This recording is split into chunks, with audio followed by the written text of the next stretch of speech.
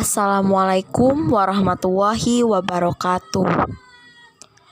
Yang terhormat Ibu Indah Purwanti MT selaku pengampu dosen mata kuliah Ekonomi Makro Islam, dan juga yang kami sayangi teman-teman dari kelas Ekonomi Makro Islam A. Pertama-tama, marilah kita panjatkan puji dan syukur atas nikmat Allah Subhanahu wa Ta'ala yang telah melimpahkan rahmat dan kesehatannya sehingga kita semua bisa hadir pada perkuliahan hari ini. Kami dari kelompok 9 akan menjelaskan tentang permasalahan terkait investasi. Sebelumnya, perkenalkan dari anggota kelompok kami.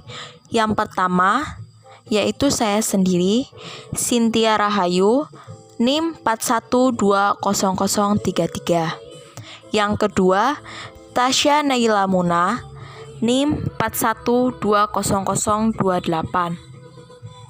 Yang ketiga, Nuria Diah Kandi, NIM 41200132. Yang terakhir, Bakiatus Solihah, NIM 41200136. Langsung saja materi yang pertama, yaitu asumsi dasar atau teori. Investasi adalah komitmen atas sejumlah dana atau sumber daya lainnya yang dilakukan pada saat ini dengan tujuan memperoleh sejumlah keuntungan di masa mendatang. Baik, materi selanjutnya akan dilanjutkan oleh pemateri selanjutnya.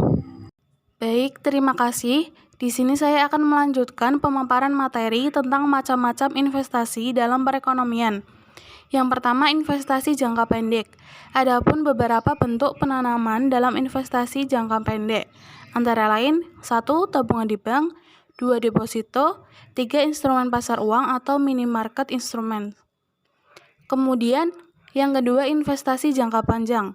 Adapun beberapa bentuk penanaman dalam investasi jangka panjang, antara lain 1. Saham, 2. Reksadana, 3. Obligasi, 4. Emas batangan, 5. Properti, 6. Barang koleksi, 7. Valuta asing, dan yang terakhir asuransi unit link. Kemudian materi selanjutnya adalah manfaat dan tujuan investasi. Manfaat umum investasi untuk masa depan investor adalah sebagai berikut. 1. Memperoleh jaminan pendapatan tetap. 2. Mendorong gaya hidup hemat. 3. Mencegah adanya jeratan hutang. Dan yang terakhir, menciptakan kebahagiaan hidup dalam keluarga. Kemudian secara umum tujuan investasi yaitu memang mencari keuntungan. Baik, itu saja pemaparan materi dari saya. Kemudian materi selanjutnya akan disampaikan oleh Mbak Nuria Diah Kandi. Baik, terima kasih. Kemudian saya akan melanjutkan materi mengenai tujuan investasi. Tujuan investasi ada dua, yaitu tujuan investasi jangka pendek dan ada tujuan investasi jangka panjang. Tujuan investasi jangka pendek yaitu 1. Memanfaatkan kelebihan cash flow untuk sementara waktu, dan yang kedua, memperoleh tambahan dana. Kemudian tujuan investasi jangka panjang yaitu 1. Untuk memperoleh pendapatan yang tetap dalam setiap periode, antara lain seperti bunga, royalti, dividen, atau uang sewa dan lain-lainnya. Yang kedua, untuk membentuk suatu dana khusus, misalnya dana untuk kepentingan sosial. Yang ketiga, untuk mengontrol atau mengendalikan perusahaan lain melalui kepemilikan sebagian ekuitas perusahaan tersebut. Yang keempat, untuk menjamin tersedianya bahan baku dan mendapatkan pasar untuk produk yang dihasilkan. Yang kelima, untuk mengurangi persaingan di antara perusahaan-perusahaan yang sejenis. Dan yang keenam, untuk menjaga hubungan antar perusahaan. Kemudian materi selanjutnya yaitu faktor-faktor yang mempengaruhi tingkat investasi. 1. Tingkat pengembalian yang diharapkan atau expected rate of return. Yang kedua, biaya investasi. Dan yang ketiga, marginal efficiency of capital, tingkat bunga, dan marginal efficiency of investment. Untuk materi selanjutnya akan dilanjutkan oleh Mbak Bagiatus Solihah. Baik, terima kasih. Kemudian saya akan melanjutkan materi yaitu resiko investasi.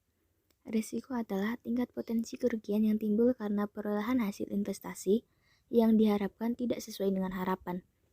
Jorion 2000 menyatakan resiko sebagai volatility dari suatu hasil yang tidak diekspektasi. Secara general, nilai dari aset atau kewajiban dari bunga. Resiko dapat dibedakan menjadi dua, yaitu yang pertama, resiko sistematis atau systematic risk, merupakan resiko yang tidak dapat dihilangkan dengan melakukan diversifikasi. Karena fluktuasi risiko ini dipengaruhi oleh faktor-faktor yang serentak mempengaruhi harga saham di pasar modal. Misalnya, perubahan dalam kondisi perekonomian, iklim politik, peraturan perpajakan, kebijakan pemerintah, dan lain sebagainya. Yang kedua yaitu risiko tidak sistematis atau unsystematic risk, merupakan resiko yang dapat dihilangkan dengan melakukan diversifikasi karena resiko ini hanya ada dalam satu organisasi tertentu. Kemudian materi selanjutnya yaitu studi kasus. Kasus bioremediasi Chevron, kasus proyek normalisasi lahan tercemar minyak atau bioremediasi yang menimpa PT Chevron Pacific Indonesia atau CPI dinilai dapat menghambat investasi di sektor hulu migas. Indonesian Petroleum Association bakal mengundang pemerintah untuk membahas kasus tersebut lebih lanjut agar investor mendapatkan kepastian hukum investasi. Akibat kasus ini, produk minyak Chevron menjadi anjlok dan berpikir ulang untuk melanjutkan investasi di Indonesia.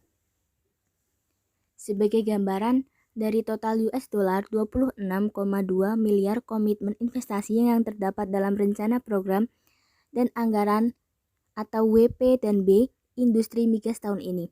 $3 miliar diantaranya adalah investasi Chevron. Terima kasih.